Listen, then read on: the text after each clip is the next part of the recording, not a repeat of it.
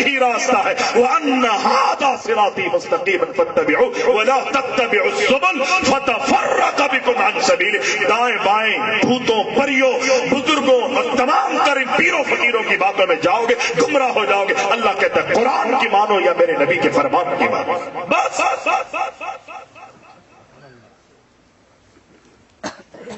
جب ہم یہ بات کہتے ہیں تو لوگ کہتے ہیں گستاخ ہیں، یہ نبی کو نہیں مانتے، یہ معجزات کے منکر ہیں، یہ کرامات کے منکر ہیں، یہ اولیاء کے منکر ہیں، یہ اہل بیت کو نہیں مانتے، یہ صحابہ کو نہیں مانتے، ائمہ کو نہیں مانتے۔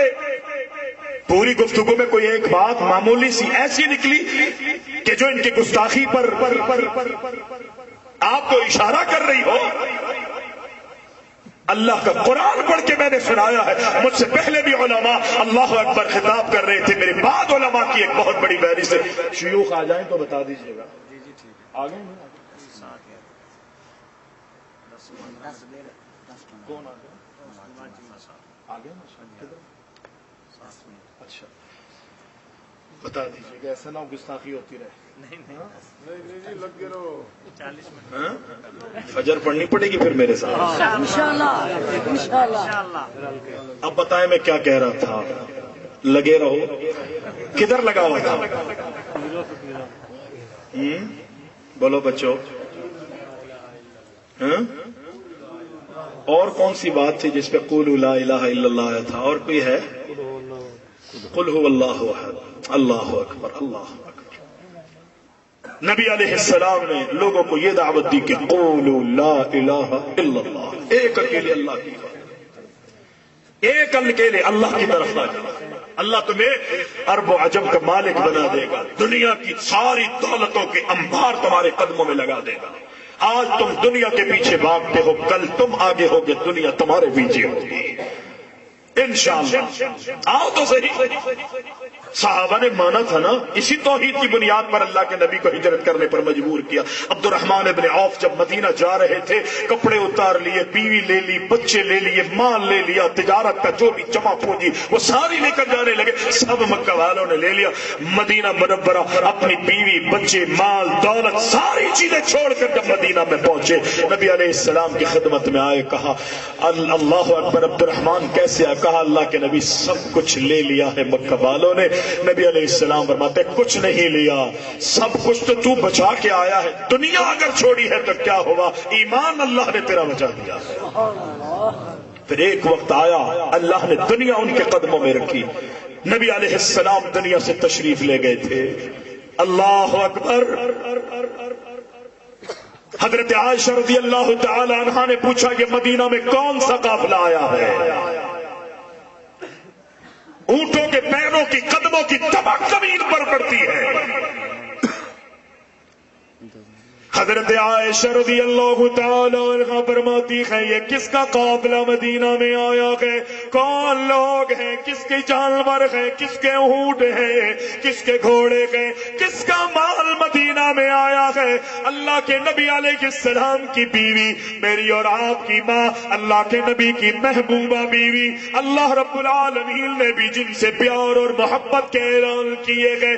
آسمانوں سے جبریل امین آ کر پوچھتے ہیں یہ کون ہے؟ کہا یہ آپ کی بیوی اما عائشہ ہے۔ اللہ اکبر۔ جبریل پوچھتے ہیں اللہ کے نبی یہ کون ہے؟ کہا یہ میری بیوی اما عائشہ رضی اللہ تعالی عنہا ہے۔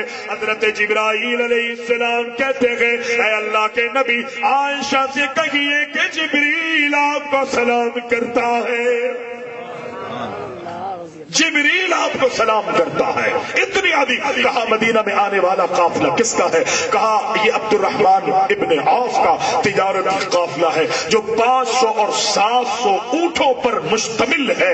اللہ اکبر۔ کہنے والے نے، سننے والے نے حضرت عائشہ سے، اما عائشہ سے سنا اور جا کر عبد الرحمن ابن عوف سے کہا اما عائشہ نے یہ بات کہی ہے کہ جناب یہ اس کا قافلہ ہے جس نے نہیں، جب اللہ کے نبی علیہ السلام کی بیوی میری آپ کی ماں پوچھتی ہے یہ کس کا قافلہ ہے؟ بتانے والا کہتا ہے کہ یہ حضرت عبد الرحمن ابن عوف کا تجارتی قافلہ ہے۔ تو اما جی کہتے ہیں وہ عبد الرحمن، اما جی کہتی ہے، اما عائشہ کہتی ہے وہ عبد الرحمن کہ جس کو اللہ نے جنت کی بشارت، اللہ کے نبی نے جنت کی بشارت دیے۔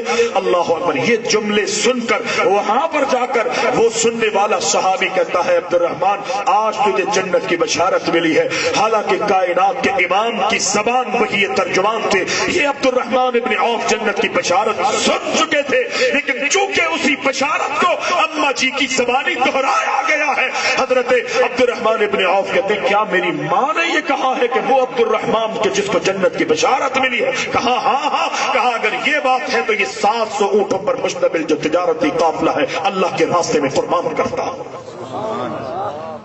کروڑوں روپے کا مالک اللہ نے وہ بنایا کہ جو اپنی مال اپنی دولت بینک بیلنس سبھی موجود ہے، جو پیچھے موجود ہے وہ الگ ہے، یہ وہ ہے جو میدان میں بیچنے کے لیے لے کر آئے تھے، وہ سب کا سب اللہ کے راستے میں دے دیا۔ بقیہ دولت کا کیا عالم ہوگا؟ یہ وہی ہے کلمے کی بنیاد پر اللہ اکبر انہوں نے اپنا مال چھوڑا، اپنی دولتیں، اپنی رشتہ داریاں، اپنا کنبہ قبیلہ، یہاں تک کہ علاقہ چھوڑنے پر انہیں مجبور کر دیا گیا۔ آپ پڑھ کے دیکھیں سیرت کو، اللہ اکبر، صحابہ کی سیرتوں کو پڑھ کے دیکھیں۔ عبد الرحمن ابن عوف کے کپڑے جو پہنے ہوئے تھے وہ بھی اتار لیے، ایک ٹاٹ پہن کر اللہ اکبر کائنات کے امام کی خدمت میں پہنچتے۔ اور دنیا کی لالچ نہیں۔ آج اگر کوئی مسلمان ہو جاتا ہے نا، نو مسلم، کہ جی ہم مسلمان ہیں، وہ پرچے لے کے مسجدوں میں گھوم رہا ہوتا ہے، کیونکہ ہمارے یہاں سسٹم نہیں ہے، نظام نہیں ہے۔ اللہ نے جو ایک اصول، ایک نظام اور ایک سسٹم جو مجھے اور آپ کو دیا ہے، آج ہم اس سے دور ہیں۔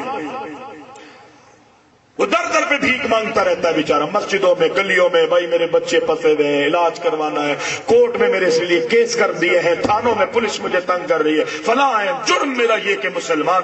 عبد الرحمن ابن عوف کو دیکھیں، مدینہ میں جب گئے نا، نبی علیہ السلام نے فرمایا ایمان بچا کے آیا ہے، تو نے سب کچھ بچا لیا ہے۔ اللہ اکبر! وہاں پر انصار صحابہ ہے، وہ کہتے ہیں اللہ کے نبی اس کی بیوی لے لی، اس کے بچے لے لیے، اس کا مال لے لیا، میں اپنی تجارت میں اس کو شکار شراکت دار بناتا ہوں، میری 2 بیویاں ہیں، ایک کو طلاق دیتا ہوں، یہ اس سے نکاح کر لے، میرا گھر ہے، آدھا گھر یہ لے لے۔ صحابہ نے ایثار اور قربانی کے جذبے کا اظہار کرتے رہے، اللہ اکبر۔ لیکن عبد الرحمن ابن عوف نے یہ نہیں کہا کہ ٹھیک ہے طلاق دے، میں شادی کر لوں گا، آدھا گھر لے لوں گا، کاروبار کے لیے، کہا نہیں، مجھے بازار دکھاؤ، مدینہ میں گلی گلیوں میں بازار کہاں ہے؟ عبد الرحمن ابن عوف رضی اللہ تعالی گلیوں میں گئے، بازاروں میں گئے، وہ جو منیر اور گندم اناج جو تھا اس کی تھوڑی خریداری کرنے کے بعد اس کو بیچنا اور خریدنا شروع کر دیا۔ رب نے اتنی برکتیں ان کے مال میں دی کہ ایک ایک وقت میں 500 اور 700 اونٹ اللہ کے راستے میں خرچ کر، یہ کلمے کے بدولت کہ تملک العرب والعجم۔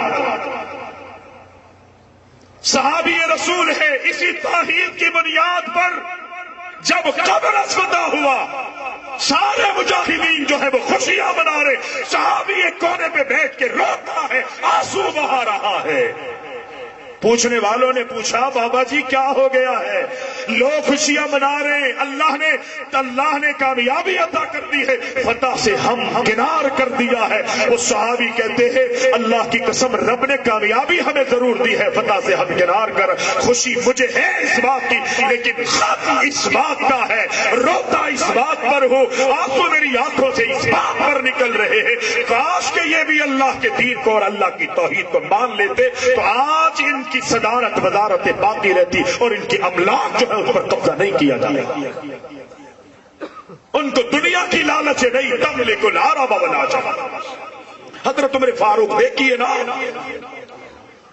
22 لاکھ مربع میل پر مسلمانوں کو رب نے حکومت عطا کی، سلطنت عطا کی، خدا کی قسم 22 لاکھ مربع میل پر خلافت کی ہے عمر فاروق رضی اللہ تعالیٰ، کلمے کی بنیاد پر، اننی انا اللہ لا الہ الا انا فاعبدنی واقم الصلاۃ لذکری۔ وما هو بقول شاعر قليلا ما تؤمنون ولا بقول كاهن قليلا ما تذكرون تنزيل من رب العالمین. اس قرآن کے بدولت اس حضرت عمر فاروق سیدنا عمر فاروق رضی اللہ تعالیٰ عنہ کو اللہ نے اتنی بڑی خلافت عطا کی کہ 22 لاکھ مربع میل پر اللہ اکبر قبضہ ہے مسلمانوں کا. اور عالم یہ ہے کہ آج دنیا والے کہتے ہیں اگر مسلمانوں میں ایک عمر اور آ جاتا تو دنیا میں مسلمانوں کے علاوہ کوئی اور ملتا ہی نہیں. اس کی سلطنت ان کی حکمرانی ہی ہوتی. ایک عمر اور آ جاتا. یہ ہے توحید کی برکت. نبی علیہ السلام کو دیکھیے, اللہ کے نبی علیہ السلام نے اللہ سے مانگا ہے, اللہ سے التجائیں کی ہے. اگلے حدیثوں تمہیں بھی یہ شکوہ ہوگا کہ ہم اللہ سے مانگتے ہیں دعائیں قبول نہیں ہوتی, اللہ سے مانگتے ہیں مطالبہ کرتے ہیں ہمیں ملتا نہیں, التجائیں کرتے ہیں ہماری مرادیں پوری نہیں ہوتی.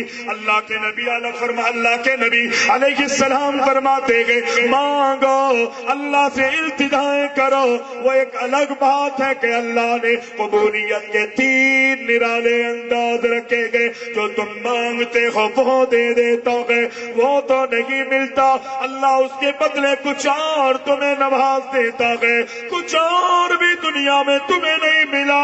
ہاں تیسرا نرالا انداز قبولیت کا, دعاؤں کی قبولیت کا یہ کہ اللہ قیامت کے دن کے لیے تمہاری دعاؤں کو, تمہاری التجاؤں کو, تمہاری تمناؤں کو, تمہارے ہاتھ اٹھانے کو رب العالمین ذخیرہ کرتا ہے. کل یہ دعائیں جنت کی صورت میں تمہارے سامنے آئیں گی. دیتا ضرور ہے. صحابی کہتے اللہ کے نبی جب اللہ اتنا دیتا ہے تو میں اللہ سے خوب نہ مانگوں, میں بہت مانگوں گا, بہت سوال کروں گا, خوب اللہ سے مانگوں گا. اللہ کے نبی فرماتے جتنا مانگ سکتا ہے مانگ, جتنا تو اللہ سے مانگے گا, جتنی تو امیدیں لگائے گا, اللہ اس سے زیادہ دینے پر قدرت رکھتا ہے. اللہ اکثر, اللہ تو اور دینے پر قدرت, اور قبول کرتا. انہمام, اللہ پر ایمان, اللہ پر توکل, اللہ پر بھروسہ, اللہ سے امید, اللہ پر یقین. اور اس یقین کے ساتھ نبی علیہ السلام سے صحابی نے پوچھا تھا اللہ کے نبی یہ بتائیے کہ میں جب اللہ سے دعا کروں تو اللہ میری دعا کو رد نہیں کرے. کون ہے؟ حضرت سعد رضی اللہ تعالی عنہ ہے. نبی علیہ السلام سے پوچھتے اللہ کے نبی کوئی ایسا نسخہ بتا دیجئے کہ میں اللہ سے جب مانگوں تو اللہ میری دعا کو رد نہ کرے.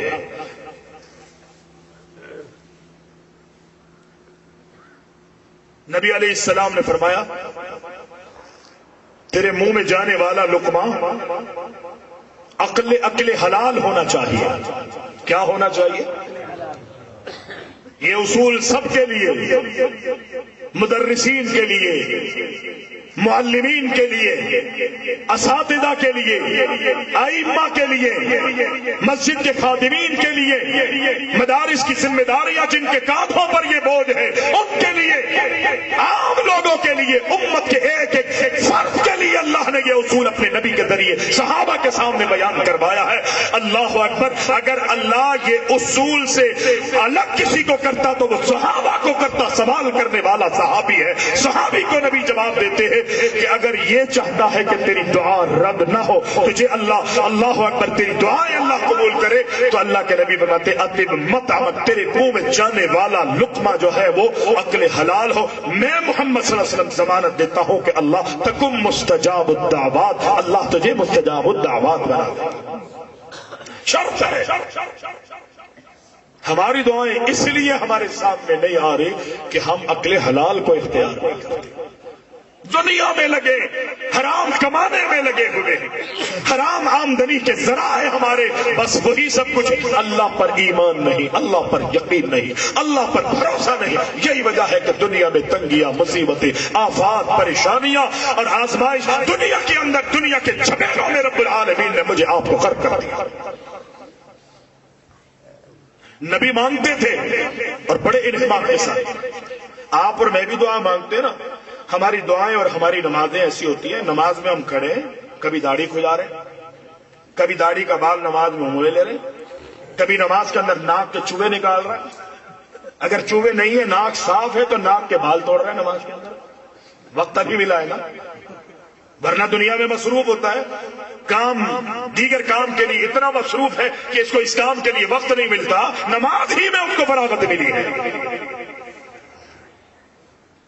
لیکن نبی علیہ السلام عبادت میں ایسے، کل ایک واقعہ میں نے صحابی کا سنایا نا کہ صحابی اللہ اکبر مسلمانوں کی چوکیداری میں لگا ہوا ہے، مجاہدین کی چوکیداری میں، دشمن تیر برساتا ہے، صحابی رسول کو پتہ ہی نہیں چلتا کہ دشمن مجھ پر وار کر چکا،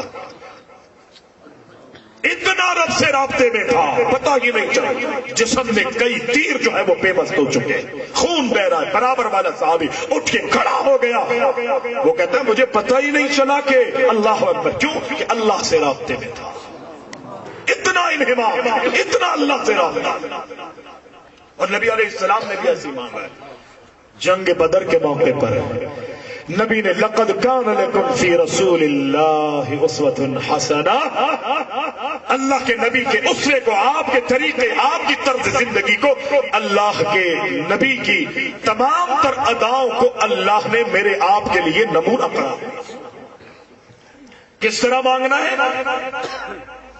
نبی علیہ السلام فرماتے ہیں اللہ پر ایمان، اللہ پر یقین، اللہ پر توکل، اللہ پر بھروسہ کرتے ہوئے انہمام کے ساتھ، حلال کمائی کے ساتھ، حرام سے بچتے ہوئے تو نے اللہ سے مطالبے کرنے کے، اور اللہ اکبر، جس طرح اللہ کی شایان شان ہے اسی طرح رب سے سوال کرنا ہے۔ اللہ کے نبی فرماتے ہیں یوں نہیں کہ تو رب سے کہ اللہ اگر تو چاہے تو مجھ پر رحم کر دے، تو چاہے تو مجھ پر میرے گناہوں کو معاف کر دے، نہیں نہیں، اللہ سے مانگتے ہوئے اتنا یقین تجھے ہونا چاہیے، تو یوں اللہ سے کہ اللہ تیری ہم نے مان لی، ہم نے تجھ سے مانگا ہے، تیری مانگتے ہوئے ہم نے تجھ سے التجائیں کی ہے، اب تو ہماری مان، اللہ کی مرضی اور اس کی منشا پہ نہیں چھوڑو۔ اس طرح اللہ کے نبی نے اللہ سے سوال کیا، جنگ بدر کا موقع ہے، اللہ کے نبی نے اللہ سے مانگا، اللہ سے فریاد کی، 313 مسلمان ہیں یا 319 مسلمانوں کی تعداد ہے، اللہ کے نبی علیہ السلام کے یہ کمزور صحابہ، جس میں بوڑھے بھی گئے، جس میں جوان بھی گئے، چھوٹے چھوٹے معصوم بچے بھی جنگ بدر میں شامل ہیں، مختصر سی تعداد ہے، مختصر سی جماعت ہے، اللہ کے نبی نے مد مقابل جب کافروں پر نظر ڈالی، 1000 سے زیادہ کا کافروں کا مجمع اللہ کے نبی کو نظر آیا، اللہ کے نبی علیہ السلام فرماتے ہیں اللہ اکبر، عمر فاروق فرماتے ہیں اللہ کے نبی نے اپنا رخ قبلے کی طرف کر لیا اور اپنے دونوں ہاتھوں کو آسمان کی طرف اٹھا دیا، دراز کیا، اپنے دونوں ہاتھوں کو اللہ کی طرف، آسمانوں کی طرف اٹھایا، اور اللہ کے نبی کے مانگنے کا طریقہ یہ تھا کہ جب اللہ کے آگے ہاتھ اٹھاتے تھے تو صحابہ کہتے ہیں اللہ کے نبی کے بغلوں کی سفیدی نظر آیا کرتی تھی۔ کائنات کے امام نے 1000 کی تعداد پر نظر ڈالی، پھر نہتے مسلمانوں پر نظر ڈال کے اللہ سے التجائیں شروع کر دی، اور رب العالمین سے رو رو کے، گڑ گڑا کے، آنسو بہا کے اللہ سے التجائیں کی کہ اللہم جزلی ما وعدتنی، اللہم آتی ما وعدتنی، یا الہ العالمین، اے میرے معبود، اے میرے اللہ، جو تو نے ہم سے وعدہ کیا ہے اپنے وعدے کو پورا فرما۔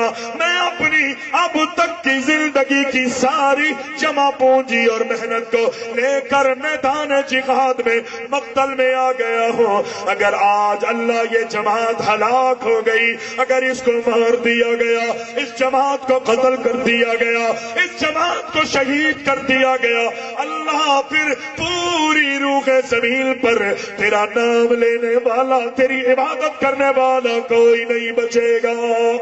نعرہ تکبیر، قاری ابراہیم جوناگڑھی صاحب، نعرہ تکبیر، نعرہ تکبیر، اللہ اکبر، حق مسلک اہل حدیث، حاجت روا مشکل کشا، حاجت روا مشکل کشا، عظمت مصطفیٰ، عظمت صحابہ، عظمت اولیاء الرحمان، حضرت مولانا محمد ابراہیم جوناگڑھی صاحب۔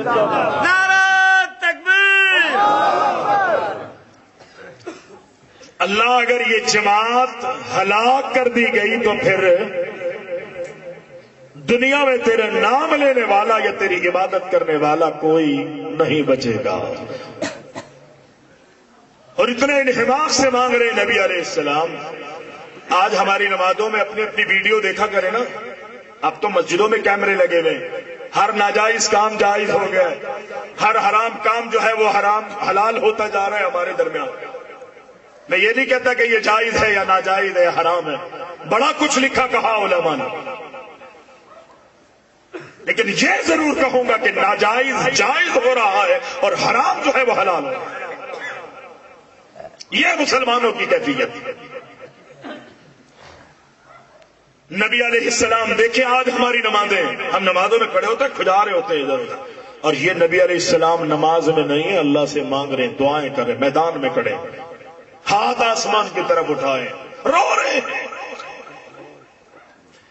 اتنا انحماق ہے۔ عمر فاروق رضی اللہ تعالی عنہ فرماتے ہیں نبی علیہ السلام کے کاندھوں مبارک پر، آپ کے جسم پر کالی کملی جو ہے وہ اوڑھی ہوئی، آپ نے چادر اڑی اور مانگ رہے اللہ سے، اللہم انجز لی ما وعدتنی، اللہم آتی ما وعد، اللہ جو تو نے وعدہ کیا ہے اللہ وہ پورا فرما دے، ہمیں فتح دے دے، اللہ کامیابی دے دے۔ آج اگر یہ چھوٹی سی جماعت جو تیرے لیے میں لے کر آیا ہوں، اپنی آج تک کی زندگی کی محنت کو، جمع پونجی کو لے کر آیا ہوں مقتل میں، اگر آج ان کو ہلاک کر دیا گیا، دنیا میں تیرا نام لینے والا کوئی باقی نہیں بچے گا۔ اللہ التجائیں ہیں، ہماری مدد فرما۔ نبی مانگنے میں مصروف ہے۔ عمر فاروق کہتے ہیں نبی کے کاندھوں پر جو چادر تھی وہ زمین کی طرف لٹک رہی ہے، گرنے لگی۔ حضرت ابو بکر صدیق رضی اللہ تعالیٰ عنہ بڑے ادب، بڑے اہتمام، بڑے وقار، بڑے احترام کے ساتھ آگے بڑھتے ہیں، جو برابر میں تھے، نبی علیہ السلام کی گرنے والی چادر کو اٹھا کے آپ کے کندھوں پر رکھتے ہیں اور اللہ کے نبی سے کہتے ہیں اللہ کے نبی بس کریے، بس کریے، جس طرح آج اللہ سے آپ نے مانگا ہے مجھے یقین ہے کہ اللہ اپنے وعدے کو پورا کرے گا۔ اس طرح اللہ سے مانگو کہ اللہ کو نہیں بلکہ دنیا میں دیکھنے والوں کو ترس آ جائے۔ یہ طریقہ آج ہم دعائیں مانگ رہے ہوتے ہیں، ادھر ادھر دیکھ رہے ہوتے ہیں، دیکھ لینا اپنی مووی آ جاتی ہے۔ جلسوں میں پوری رات ہم بیٹھتے ہیں نا، دعا کا وقت آتا ہے تو ادھر ادھر سے ہاتھ چل رہے ہیں، کرسی پہ جو بیٹھا اس کی ٹانگ چل رہی ہوتی ہے اور ہاتھ ہی ہوتا ہے۔ دعا نہیں مانگ رہا، اس نے پوز دینے، تصویریں بنوا دی، مووی بنوا دی، یہ کنڈیشن ہوتی ہے ہماری۔ نبی علیہ السلام کے کاندھوں پر چادر ہے، آج نماز پڑھنے والا اپنے چپے اور قندورے کو درست کرنے میں لگا رہتا ہے، نماز پڑھنے والا اپنے رومال کو صحیح کرنے میں لگا رہتا ہے، ٹوپیاں درست کرنے میں لگا رہتا ہے۔ اگر بغیر ٹوپی کے نماز پڑھنے والا ہے، نماز میں اپنے بٹن لگا رکھا ہے، بٹن اللہ اکبر اللہ اکبر، اپنے دامن کو صحیح کرنے میں مصروف ہے، نماز میں کھجانے میں مصروف ہے، ناک میں انگلیاں چلانے میں مصروف ہے۔ اگر سب کچھ ہے تو دل دماغ میری سوچے مختلف جگہوں پر نماز میں چل رہی ہے، اور یہاں اللہ کے نبی اللہ سے دعائیں مانگ رہے۔ اتنا اللہ پر ایمان، اتنا یقین، اتنا انحماق ہے کہ ابو بکر صدیق کو ترس آ گیا۔ اللہ کے نبی سے کہتے گئے اللہ کے نبی بس کریے، بس کریے، بس کریے، جس طرح اللہ سے آپ نے مانگا ہے ہو ہی نہیں سکتا کہ اللہ اپنا وعدہ پورا نہ کرے۔ مجھے یقین ہے کہ اللہ اپنے وعدے کو پورا فرمائے گا۔ اور اللہ اکبر، پھر رب نے وعدہ پورا کیا۔ 1000 کافروں پر 313 اور 319 کو اللہ نے فتح سے ہمکنار کر دیا، اور ایک ایک صحابی کو جنت کی بشارت۔ یہ ہے توحید، یہ ہے دین، یہ ہے اسلام، یہ ہے عقیدہ، یہ ہے دعوت اہل حدیث کہ قولوا لا الہ الا اللہ قل هو اللہ احد اللہ الصمد لم یلد ولم یولد ولم یکن له کفوا احد۔